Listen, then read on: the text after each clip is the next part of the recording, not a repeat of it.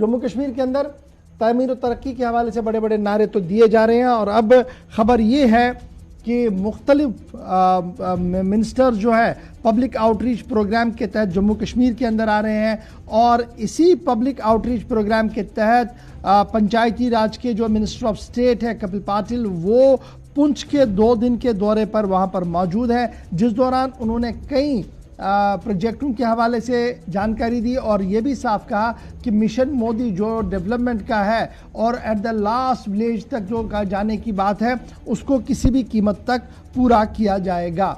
और जब सवालात ये बड़ा इंपॉर्टेंट है, ये लगातार कहा जा रहा है, लेकिन सवाल ये है कि जो सिलेक्टेड रिप्रेजेंटेटिव्स है, जो सिलेक्टेड आवाज़ें हैं, उन आवाज़ों की तरफ से डिसेंट नोट आ रहा है। उनका मानना है कि जो कुछ स्टेज पर कहा जा रहा है और जो कुछ ग्राउंड रियलिटी है उसमें बहुत ज़्यादा आसमान ज़मीन का फ़र्क है और यही वजह है कि मिनिस्टर्स के सामने किसी को बात करने की इजाजत नहीं दी जा रही है। यह पहला मौका नहीं होगा जब पुंछ से इस तरीके की आवाज आई हो, इससे पहले भी कई अजला से इस तरीके की आवाजें आई है। ये जनाब तस्वीरें आपके सामने, लेकिन मिनिस्टर क्या कुछ कह रहे हैं और जुगल किशोर शर्मा जी क्या कुछ कह रहे हैं जो पार्लियामेंट भी है, इन दोनों को आप सुन लीजिएगा। उसके साथ हम ग्राउंड जीरो पर चलेंगे जहां से शफीक मीर साहब मेरे साथ ज्वाइन कर चुके हैं और इमरान जफर साहब, दोनों मोहतरम हैं, दोनों इलेक्टेड है, लेकिन आवाज इनकी सुनना बहुत ज्यादा जरूरी है क्योंकि गुस्सा इलेक्टेड रिप्रेजेंटेटिव्स के सर पर बहुत ज्यादा है। मैंने देखा यहाँ पे जो लोग हैं पुंछ का विकास चाहते हैं, सबकी सोच एक ही है, जल्द से जल्द पुंछ में रोजगार की सुविधा उपलब्ध हो, यहाँ पे गांव में रोड की सुविधा हो, पानी की सुविधा हो, हेल्थ की सुविधा हो। ये सारी समस्या जहाँ पे है वो समस्या को मैंने देखा है और जिस जिस डिपार्टमेंट से संबंधित हैं उन डिपार्टमेंट से मैं जाके बात करूँगा, उनको जो मुझे जो आवेदन प्राप्त हुआ है उनको दूंगा। लेकिन एक बात यहाँ पे मुझे अच्छी लगी कि सब लोग भाईचारे के साथ रहते हैं और सबके मन में यही है कि हमारा पुंछ का टूरिज्म अगर डेवलप होता है तो यहाँ पे रोजगार बढ़ेगा। और इसके बारे में भी डीसीजी साहब ने कहा है कि उन्होंने एक प्रपोजल भेजा है और सांसद जी और मैं, हम दोनों ने इस बात को तय किया है कि आगे चल के एलजी साहब के साथ बैठ के जो ये मसले हैं उनके लेवल के हैं तो उनके पास बैठ के उसमें से हल निकालने की कोशिश हम लोग करेंगे। जो हमारे केंद्र सरकार के लेवल के हैं वहाँ पे सांसद और मैं, हम दोनों खुद जिस मंत्रालय से संबंधित है वो मंत्रालय से संबंधित वहाँ पे जाके उनके माध्यम से ये पुंछ में जल्द से जल्द वो काम कैसे हो इसके लिए कोशिश करेंगे। और मुझे ऐसा लगता है कि जम्मू कश्मीर में जो पुंछ है वो पुंछ भी जम्मू कश्मीर के नक्शे पे लोगों को दिखाई दे कि पुंछ में भी कुछ देखने जैसा है, पुंछ में भी नेचर अच्छा है, पुंछ का भी जन्नत जैसा नाम पुंछ का भी ले सकते हैं। इस तरह का काम यहाँ पे सब लोगों को साथ में आके करना है। मैंने सबसे आह्वान किया है कि हम लोग सब साथ मिलकर अगर काम करेंगे तो अच्छी तरह से हम लोग पुंछ को डेवलप करेंगे। हमारा सर पे खड़ी है चोट, उसके ब्रिज की काफी देर से काफी खस्ता हालत है, उस पे सर उसके लिए किस तरह का काम जो है कर रहे हैं? देखो ऐसा है, भी मैंने वो बात को देखा नहीं, उसको मैं समझ लूंगा। आपने कहा है, मैं इनसे बात को समझ के फिर उसमें क्या कर सकते हैं, ये किसने बनाया था ये भी मुझे पता नहीं, बैक हिस्ट्री मुझे पता नहीं, मैं कुछ भी बोलूंगा तो गलत हो जाएगा। केंद्र सरकार के माध्यम से हम लोग कोशिश कर रहे हैं, अभी मुझे भी उन लोगों ने आवेदन दिया, मुझे मिले, हम लोग उसमें से रास्ता निकालने की कोशिश कर रहे हैं। पुंछ में 2 दिन से हमारे केंद्रीय मंत्री पंचायत राज के एमओएस कपिल पाटिल जी जो है वो प्रवास पर थे और आपने देखा होगा कि वो भिन्न भिन्न लोगों से मिल रहे थे और कई ग्रामीण क्षेत्रों में गए, लोरन भी गए और बॉर्डर क्षेत्र में भी गए, पुंछ में बैठकर लोगों से मिले। मकसद एक ही है कि इस पुंछ जिला का विकास कैसे हो और विकास के लिए और क्या क्या करना है। तो तरह तरह के जो डेपुटेशन मिले उन सब ने पुंछ के विकास की बात जहां पर रखी है। इसके साथ ही हमारे चुने हुए बीडीसी और सरपंच महोदय भी जो है वो मिले हैं। पंचायती राज को और मजबूत करने के लिए क्या क्या कदम हो सकते हैं और पंचायती राज को लागू करने के लिए क्या दिक्कतें आ रही हैं उस पर भी जो है वो जहां पर चर्चा हुई है। और विशेष तौर पर बड़ी बड़ी जो योजनाएं हैं उनको कैसे लागू किया जाए। तो चलिए जी, सुन रहे थे मंत्री साहब को और मेंबर पार्लियामेंट को कि किस तरीके का प्रोग्राम है और हर एक से मिला जा रहा है। तो ग्राउंड टेस्ट भी लेते हैं कि क्या हर एक की बात को सुना गया और इलेक्टेड रिप्रेजेंटेटिव्स की बात को सुना गया या नहीं। सीधे चलेंगे पुंछ, जहां से मेरे साथ शफीक मीर साहब ने भी ज्वाइन किया है और मेरे साथ इमरान जफर जो डीडीसी मेंबर है उन्होंने भी ज्वाइन किया है। बहुत बहुत शुक्रिया जी मीर साहब और जफर साहब ज्वाइन करने के लिए। शुरुआत इमरान जफर साहब आपके यहाँ से ही शुरुआत करेंगे। मंत्री साहब का दौरा था, काफी हाई प्रोफाइल दौरा माने जाते हैं और ये पब्लिक आउटरीच इसको नाम दिया गया, अवाम तक पहुंचने का और सरकार अवाम की बात सुने, एक प्रपोजल बने जो केंद्र सरकार के पास जाए और फिर मामले का निपटारा भी हो। दूरदराज इलाका है, काफी मुश्किलें हैं, तो ये 2 दिन के दौरे को आप कैसे देख रहे हैं? कितना फ्रूटफुल है और कितना सुना गया लोगों को? सर, सबसे पहले मैं आपको बताऊं कि मैं आपका शुक्रगुजार हूं कि आपने अपने चैनल पे बुलाया और हमारी आवाज को और बुलंद किया। बात ये, इस दौरे की हमें 1 महीने से जो है वो हमें इंतजार था कि ये दौरा होगा और हम अपनी बातें जो है वो रखेंगे। आज तकरीबन हमें डीडीसीज को बने हुए तकरीबन 10 महीने हो गए और 10 महीने में अगर देखा जाए तो मैं उस बॉर्डर एरिया का रहने वाला हूं। आपने सुना होगा मनकोट, जहां पे आए दिन शेलिंग चलती थी और आपका ही न्यूज चैनल दिखाता था हमेशा। आज कुछ महीनों से जो है वो शेलिंग बंद है और हमारा जो बॉर्डर है, जो हमारा मनकोट है, वो सुर्खियों में नहीं है। लेकिन मैंने कई बार एक बात कही उनसे, जो भी अपनी काउंसिल है उनसे, और जितने भी हमारे जो इससे पहले जो भी कोई एडवाइजर साहब आए या गवर्नर साहब से हमने, एलजी साहब से हमने जो बात की, हमने एक ही बात की कि जो बॉर्डर एरिया हैं उनमें हमने पहले मिलिटेंसी देखी, मिलिटेंसी के बाद हमने गोलाबारी का निजाम देखा। अब गोलाबारी का जो निजाम है वो अभी फिलहाल जो है बंद है। सीज फायर एग्रीमेंट हुआ, मैं मुबारकबाद देता हूं, लेकिन ये कब तक है इस चीज का पता नहीं है। आज मैं आपको बताता हूं कि आज उन्होंने बताया कि सब ठीक है, यही बताया गया कि सब ठीक है। मैं बॉर्डर एरिया का रहने वाला हूं और मैं सबसे पहली, हो सकता है आपको ये तस्वीर दिखे ना दिखे, ये तस्वीर मैं दिखाता हूं, आपको दिख रही है क्या जी? ये तस्वीर देखिए आप। ये तस्वीर जो है ये बॉर्डर एरिया टाइम की है, मनकोट से ऊपर, और ये बिल्कुल एलओसी के साथ लगी हुई है। यहां पे ये जो बच्चियां हैं, जहां पे बताया जा रहा है कि बेटी पढ़ाओ बेटी बचाओ, हाँ, ये बच्चियां जो हैं ये पानी के लिए 6-6 घंटे जो हैं आर्मी की गाड़ियों का इंतजार करती हैं।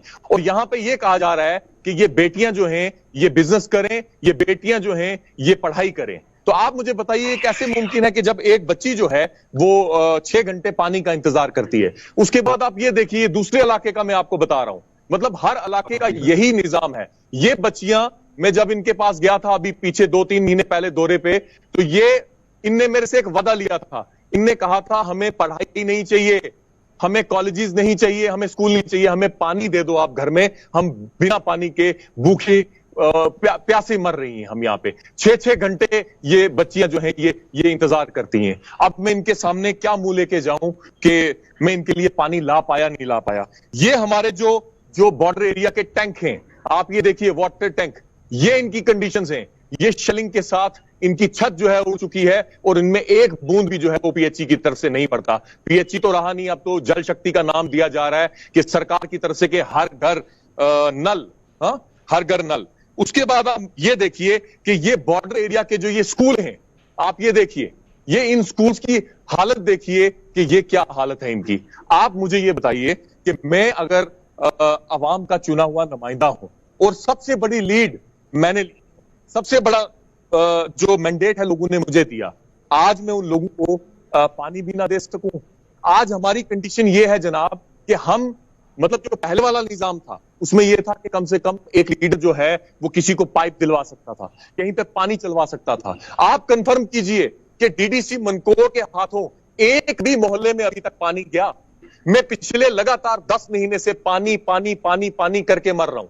वो तो बहुत बड़ी बड़ी बातें हम कहें कि जफर साहब, बहुत ही खतरनाक बात आप बता रहे हैं, क्योंकि ये ग्राउंड रियलिटी है और उसको दिल्ली तक पहुंचाना बहुत ज्यादा जरूरी है, क्योंकि आज जब मैं इस पूरी तकरीब को देख रहा था, जो ब्रीफ किया गया उसमें कहा गया कि देखिए हमने हजारों करोड़ रुपए का काम किया है, पाइपें बिछ रही हैं, स्कूल के बिल्डिंग हो रही है। और आज मंत्री साहब ने कहा कि देखिए मेरे पास बहुत बड़ा बजट है, ग्रामीण सड़कें हैं और विकास कार्यों को और आगे बढ़ाना है। तो क्या मैं ये मानूं कि ग्राउंड जीरो की जो रिफ्लेक्शन है वो यूनियन गवर्नमेंट तक, स्टेट एडमिनिस्ट्रेशन हेड्स तक नहीं जा पा रही है और कुछ और दिखाया जा रहा है, all is well Gudi Gudi चल रहा है जी सारा कुछ? सर जैसे आज जो ये एडमिनिस्ट्रेशन की तरफ से, मैं क्या बोलूं, मैं किसी के खिलाफ नहीं बोलूंगा, लेकिन एक बात है कि हमें 1 महीने पहले से ये तैयारियां करवाई जा रही थी और डिसाइड भी हुआ था कि जो डीडीसी मेंबर और बीडीसी चेयरपर्सन जो हैं वो कम से कम 1-1, 2-2 मिनट जो है वो अपनी जो मुश्किलात हैं वो उनके सामने रखेंगे। लेकिन आज जो है वो हमारे एक तरह से मुंह को बंद किया गया। ये तो हम जबरदस्ती हमने कहा कि हमने अपनी बात रखनी है। अगर अवाम ने हमें बोलने के लिए भेजा है, काम करने के लिए भेजा है, अगर हम अपनी बात भी नहीं रख सकें तो बदकिस्मती की बात है। आज हमारे मंत्री जी आए यहाँ पे, आप मुझे बताइए कि इस प्रोग्राम में सबसे पहले जो है ये प्रोग्राम किसका था? ये पंचायती राज का प्रोग्राम था। क्या यहाँ पे पंचीस और सरपंचीस को न्योता दिया गया? सिलेक्टेड लोग थे। अगर सरपंचीस को भी दिया गया, वो सिलेक्टेड लोग थे। ठीक है, आज यहाँ पे सरपंचीस होने चाहिए थे, आज यहाँ पंचीस होने चाहिए थे, ताकि वो अपने मंत्री को सुने कि क्या प्रोग्राम है हमारे लिए। और मैं आपको एक चीज बताऊं, आज हमने डीडीसी मेंबर तो बनाया कि हमें बहुत उम्मीदें, बहुत ज्यादा उम्मीदें, लेकिन आज हमारा हाल यह है कि हम किसी जगह जाते हैं। अभी मैं 3-4 दिन आऊंगा दोबारा। जफर साहब आप बने रहिए हमारे साथ, मैं आऊंगा आपके पास। शफीक मीर साहब मेरे साथ है। मीर साहब, माजी में जब आपसे बैठते थे तो शिकायत ये थी कि जनाब सिस्टम के अंदर जो लोग हैं वो दरअसल रिप्रेजेंटेशन को पसंद नहीं कर रहे हैं और वो इसको बर्दाश्त नहीं कर पा रहे हैं। फिर अमेंडमेंट्स आई तो आपने कहा कि देखिए अब बड़ी चीज़ें जी बदलेंगी। अब जब टायर सारे गाड़ी के फिट है, स्टेपनी भी लग गई है और एक अच्छा शोकेस है गाड़ी का और दुनिया भर में आपको घुमाया भी जा रहा है कि देखिए जी ये हमारा सिस्टम है जी डेमोक्रेसी का, तो क्या मैं ये मानूं कि आप सबकी हैसियत एक चेस बोर्ड की है, मोहरों की तरह आपको रखा गया और खेल कोई और खेल रहा है? देखिए अशफाक साहब, बहुत सारी चीजें जो है हमारे भाई इमरान जफर ने जो है वो आपकी गोशगुजार की हैं या आपके ऑडियंस के गोशगुजार की हैं। मैं आपको बताऊं कि गुज़श्ता 1 महीने से ज़ायद अरसे से जम्मू कश्मीर के हर जिला के अंदर और ब्लॉक के अंदर ये तमाशा चल रहा है जिसको पब्लिक आउटरीच प्रोग्राम का नाम दिया गया है। और हर जिला और हर ब्लॉक के अंदर इन फंक्शनों की जीनत जो है पंचायती नुमाइंदों को बनाया जाता है, चाहे वो पंच हो, चाहे सरपंच हो, चाहे बीडीसी हो, चाहे डीडीसी हो।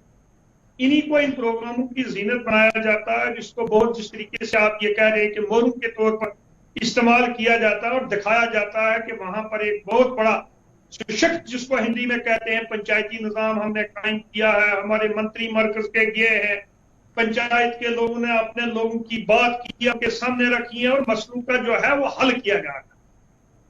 पुंछ के हवाला से मैं ये कहूंगा कि इसके लिए स्पेशलिटी ये है कि जम्मू कश्मीर के हवाला से ये जो प्रोग्राम चल रहा है, ये 70 मिनिस्टरों का जो जत्था गुज़श्ता 1 महीने से जम्मू कश्मीर के दौरे कर रहा है, उसमें आज जो पंचायती राज के वजीर ममलिकत थे कौमी सतह पर, वो पुंछ आए थे। इस हिसाब से भी इस चीज की ज्यादा अहमियत बनती थी और उसके लिए आपके पास सीधी मिसाल है।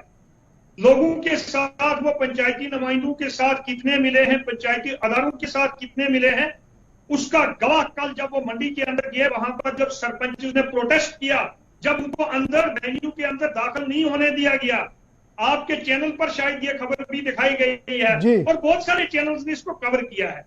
यह था गुज़िश्ता रोज का दौरा मंत्री महोदय का लोरन एरिया का, लोरन और मंडी का। उसके बाद था आज उनका जिला सतह का फंक्शन, जहां पर पंचायती नुमाइंदों को, चाहे वो डीडीसी हो, चाहे वो बीडीसी हो, या उनके कुछ जो है मंजूर नजर अगर पंचायत के दूसरे कुछ लोग थे, उनको भी वहां पर जो है एक शो पीस की तरह वहां पर बैठाया हुआ था। उसी शो पीस की हैसियत से हम भी बैठे हुए थे। अब वहां पर क्या प्रोजेक्शन हुई? देखिए, ये 2 किस्म के दौरे हैं। एक तो यह है कि जितने भी मंत्री आते हैं, इनके दौरे जो है अफसरों तक और सरकारी मशीनरी तक महदूद रहता है। उससे बाहर जिसको ये पब्लिक का नाम देते हैं, वो बीजेपी के कारकुनान तक महदूद रहता है। आज का मैं आपको वाकया सुनाऊं, पुंछ के अंदर क्या होता है। डीसी और बीडीसी की गाड़ी जो थी, डिस्पाइट बड़ा प्रोटोकॉल अनाउंस करने के बावजूद गेट से अंदर नहीं जाने दी गई, कि गेट से किसी, इस पर एक लड़ाई भी वहां के जो है डीडीसी मेंबर है, मेरे ख्याल उनकी लड़ाई भी गेट पर हुई है। मैं अब नाम नहीं बताऊंगा क्योंकि सबको पता है। लेकिन उसके साथ ही बीजेपी के जो जिला सदर हैं, उनकी गाड़ी जो है पूरे कानवाई के साथ बदतर सलूक देकर अंदर गई। ये है प्रोटोकॉल, ये आप अंदाजा लगा सकते हैं। वहां पर भी ऐसा ही हुआ। मंत्री साहब बोले, जो बीजेपी के मंत्री साहब, मेंबर पार्लियामेंट साहब बोले जो बीजेपी जमात के, या चेयरपर्सन वहां की जो बोली जो बीजेपी के बनाए हुए चेयरपर्सन वहां पर है। बस यही कुछ तमाशा उन्होंने किया और उसके बाद अफसरों ने अपना जो है प्रोग्राम पेश किया। तो ये कोई भी आवाम की बात करता, कोई चुना हुआ नुमाइंदा, चाहे वो डीडीसी होता, चाहे वो बीडीसी के चेयरपर्सन होते, वो अपने इलाके की या पंचायती राज की बात, साहब हमें क्या कोई बताएगा? हमें कोई नहीं बता सकता। जम्मू कश्मीर के अंदर पंचायती राज जो है, ये किसी ब्यूरोक्रेट की मरहूम मिन्नत नहीं है, ये उसकी देन नहीं है, यह किसी बीजेपी या किसी सियासी जमात की देन नहीं है। जम्मू कश्मीर के अंदर जो पंचायती राज, जिसको इस वक्त बड़े फख्र से और बड़ा गला फाड़ फाड़ के दिखाया जाता है कि हमारी बहुत बड़ी अचीवमेंट है, जम्मू कश्मीर के अंदर पंचायती राज को खड़ा करने वाले हम लोग हैं, जिन्होंने जम्मू कश्मीर के अंदर इस पंचायती राज को खड़ा करने की खातिर बहुत बड़ी कुर्बानियां दी हैं। हमारे 22 लोग जो है सरपंच शहीद ठीक है ना, ये बात सही है जी, 3 दर्जन के करीब जख्मी हुए। उसके बावजूद भी, मैं आपको बात मुकम्मल मुझे करने दीजिए जी, हालत यह है कि जिस पंचायती राज का डंडोरा पीटा जा रहा है पूरे मुल्क के अंदर, उन्हीं नुमाइंदों की बात जब नहीं सुनी गई तो फिर किसकी बात थी? राइट सर, मैं आऊंगा इसी पर, मैं इसी बात को और कंटिन्यू करूंगा, ताकि ये उम्मीद करूंगा कि वजारत दाखिला के जो जिम्मेदार लोग हैं वो इस बात को समझे कि जो प्रोजेक्शंस अखबारों के अंदर है, जो प्रोजेक्शन शायद आपके फाइलों के अंदर, वो ग्राउंड जीरो पे नहीं है। ग्राउंड जीरो कुछ और कह रहा है और उसकी डिमांड कुछ और है। शायद ये जो गैप बढ़ रहा है, इसकी वजह से हालात भी हमारे हाथ से फिसल रहे हैं। मैं इमरान आपके पास आऊंगा। हमने आज तो आउटरीच प्रोग्राम देखा, इससे पहले हमने देखा कि गवर्नर साहब जो 2 रह चुके हैं, हमारे लेफ्टिनेंट गवर्नर साहब, उन्होंने भी गांव-गांव जाने की बातें कही, और साबिका सत्यपाल मलिक साहब ने लाहौर लश्कर लेकर भी पहाड़ी इलाकों का दौरा किया और कहा कि देखिए जी बड़ी चीजें बदलेंगी। तब भी यही सवाल था कि जनाब जिस आउटरीच को लेकर आप आ रहे हैं, जो आप वादे कर रहे हैं, वो लेफ्टिनेंट स्पिरिट उतर नहीं रहे हैं ग्राउंड पर। और फिर कहा गया कि अब तो हम डोमेन एक बनाएंगे जी, एक वेबसाइट होगी जिसमें सारी बातें खुलकर होगी कि कितना काम हुआ कितना नहीं हुआ। क्या मैं ये मानूं कि उससे हमने सीखा नहीं और इससे सीखने की कोशिश नहीं?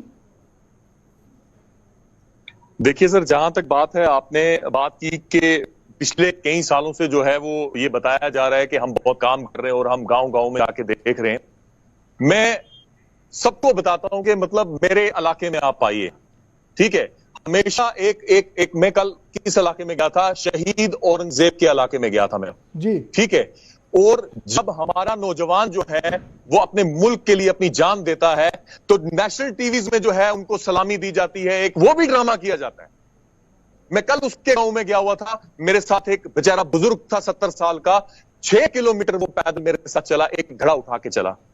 आप मुझे बताइए कि अगर पंचायती राज एम्पावर हुआ है, हमने ये सोचा था हम काम करेंगे, हमारे कहने पे अगर पाइप नहीं लग रही है, हमारे पास स्टाफ नहीं है, हमारे पास ऑफिस नहीं है, हम किस तरीके से चल रहे हैं वो अल्लाह जानता है या हम जानते हैं। हम इतने मजबूर हैं कि अगर ऐसा ही निजाम चलता रहा तो कुछ महीनों के बाद या कुछ दिनों के बाद आप हमें सड़कों पे देखोगे, ठीक है। तो अगर देखा जाए पंचायती राज तब जो है वो एम्पावर होता कि मेंबर्स को, सरपंचीज को जो है वो एम्पावर किया जाता, डीडीसी चेयरपर्सन और डीडीसी मेंबर्स को जो है वो एम्पावर किया जाता। लेकिन यहां पे आप मुझे एक बात बताइए, हमें 72 लाख का जो है कैपेक्स दिया गया। अब मेरी जो है 17 पंचायतें, उनमें 72 लाख में मैं क्या करूंगा? जहां पे मैं एक मोहल्ले में भी अगर 72 लाख लगाऊं, क्योंकि उजड़ा हुआ चमन है मेरा।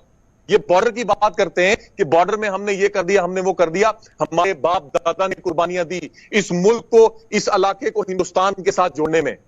ठीक है, अगर हम आर्मी का साथ नहीं देते तो आज यहां पे हिंदुस्तान नहीं होता। हमारी बहुत बड़ी कुर्बानी है। आज हमारे लोग जो हैं वो सिर्फ दिखाया जा रहा है कि हम बहुत बड़ा कुछ कर रहे हैं, पानी के लिए तरस रहे हैं जनाब। राइट सर, मैं इमरान आऊंगा आपके भी। एक लास्ट कमेंट मैंने शफीक साहब आपसे लेना, क्योंकि बड़ी खबर श्रीनगर से आ रही है, मैंने उधर भी जाना है। शफीक साहब ये बताइएगा कि इस सिचुएशन के बीच एक बड़ा रोल बनता है घर के मुखिया का, लेफ्टिनेंट गवर्नर साहब का, और क्या ये सारी बातें, ये सारी मुश्किलें लेफ्टिनेंट गवर्नर साहब के नोटिस में है या मिनिस्टर फॉर होम के नोटिस में है? क्या उनके साथ कोई राब्ता करने की कभी कोशिश की गई कि देखिए जो निजाम आप बता रहे हैं, जिसकी पावर पॉइंट प्रेजेंटेशन आपको दिखाई जा रही है राजभवन के अंदर, वो सही है, लेकिन ग्राउंड पर आके भी देखिएगा जरा। देखिए अशफाक साहब, ये आज की बात नहीं है। अब नए तरीके से जो लेफ्टिनेंट गवर्नर साहब को हमने कुछ नहीं बताना। जब लेफ्टिनेंट गवर्नर साहब तशरीफ लाए थे जम्मू कश्मीर के अंदर, तो मुझे लगता है 1 महीने या 15 दिन के अंदर अंदर SKICC श्रीनगर के अंदर जो है BDC चेयरपर्सन और सरपंचेस जो थे उनका एक इजलास उन्होंने किया था, और उसमें मैं खुद बोला था जी, पंचायती निजाम की क्या सूरत हाल है, पंचायत के लोगों के पास क्या इख्तियारात हैं, उनका प्रोटोकॉल क्या है, ये तमाम चीजें हमने निशानदेही करके उनको बताई थी। तो मुझे नहीं लगता है कि गुज़िश्ता 1 साल से ऐलानात के अलावा कोई चीज इस किस्म की हुई है, बल्कि जो एग्जिस्टिंग पावर्स यहाँ पर एक सरपंच की या पंचायत की हुआ करती थी इससे पहले, उनको भी कर्टेल कर दिया गया है, उनको भी कन्फाइन कर दिया गया है। मुझे लगता है इस वक्त पंचायती system despite 3 tier system in place, इस वक्त जो है जो असल सतह में जो पंचायत होती है, जो पंचायत हल्का आपका है, जो ब्लॉक काउंसिल है, जहां से आपकी प्लानिंग स्टार्ट होती है, मुझे लगता है वो कंप्लीट तरीके से पावरलेस और वॉइसलेस होकर रह गया। बहुत बहुत शुक्रिया जी शफीक मीर साहब।